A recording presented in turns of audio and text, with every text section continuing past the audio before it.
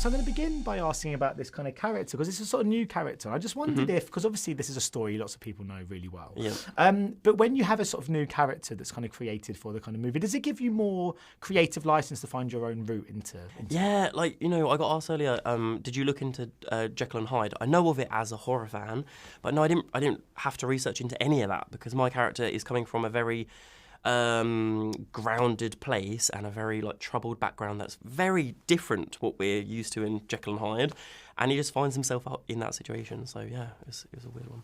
I love what you did with this role, because he's a flawed character. Obviously, he has a bit of a kind of a coloured kind of history, but inherently he does seem a good person. Was it? There's quite a lot of complexity to this. Was it quite? I guess it was quite a lot to work with. Yeah. It is.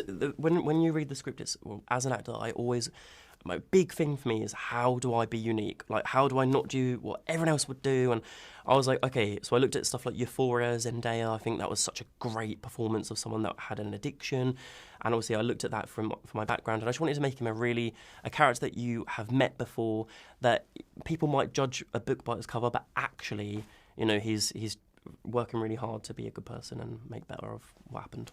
Yeah. And I mean, also, it's so, like you said, it's so grounded in reality. I mean, this story is it survives of its kind of fantastical, supernatural edge, sort of traditionally. Did you just have to treat this role like you would any other? Just find the truth and humanity in it? Does it make any difference to you if you're doing a kitchen sink drama as opposed to a kind of more supernatural kind of horror?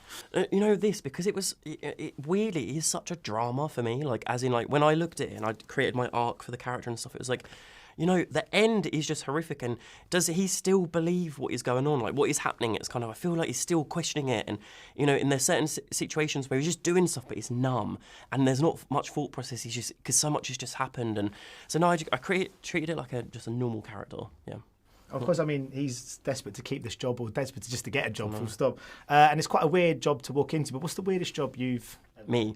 So I used to be a psychic on the at-home lines, and I was called Michael Andrew, like Michael Angelo, and I would give people psychic readings. I wasn't allowed to talk about money or death. I was just generic stuff like, I'm feeling hot, you're going on holiday next year, and stuff like that. So yeah, I used to do that. I'm not going to lie, when I came up with that question, I wasn't expecting an answer quite as weird as that. Yeah, no, I know. I want to ask about working with Eddie and what a kind of a treat that must have been, because I mean, for most of it, it is a bit of a two-hander for many of the scenes. I just wonder what it was like working with such a legend. Yeah, well, I'm very lucky. And yeah, when I was in scenes, I didn't realise how much she was into improvisation, and I'm a massive improv fan. And we just bounce, and it would be like certain things will come out, and I would have certain things come out, and we were always in a moment to just react to each other.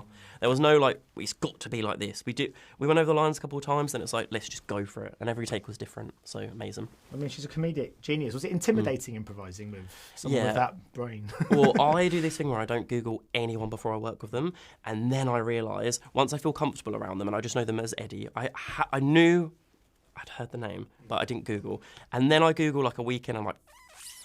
But by that point, I feel really good around him. So no, I didn't feel... because I didn't know. Yeah. I was going to ask, because I loved Chicken when I saw that a few years back. Yay! And I just wondered if, because it was such a great role and such a great kind of indie, I just wondered if it was a bit of a no-brainer to collaborate again with Joe. Joe can cast me as an extra, I'll do it. Seriously, I love working with him. He's my best friend. And number two, I just feel comfortable, and he makes me enjoy acting, and a lot of other projects. Sometimes I don't enjoy it as much. I feel like a puppet or something, but he makes me feel like, I have an opinion and my ideas are listened, and I actually love him. Yeah. And do you think that you sort of do you look back on Chicken as a bit of a bit of a milestone role for you? I guess it seemed to be it was such a great character. Yeah.